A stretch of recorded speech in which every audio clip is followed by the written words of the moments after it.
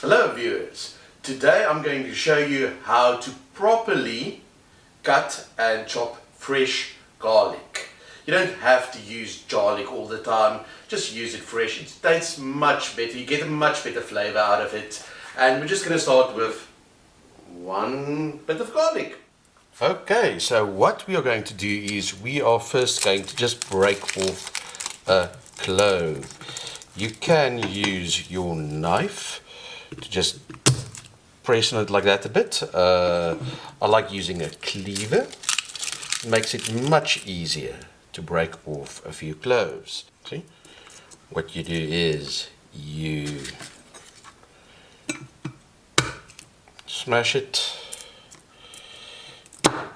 cut off the little piece and quickly pull apart.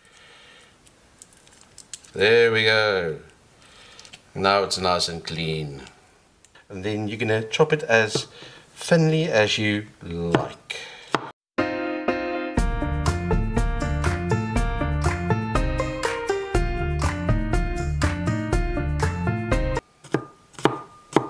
And that's it. That's how you just shock a little piece of garlic, pull off the skin, cut off that one little piece at the side, and then you are ready to cook with fresh garlic.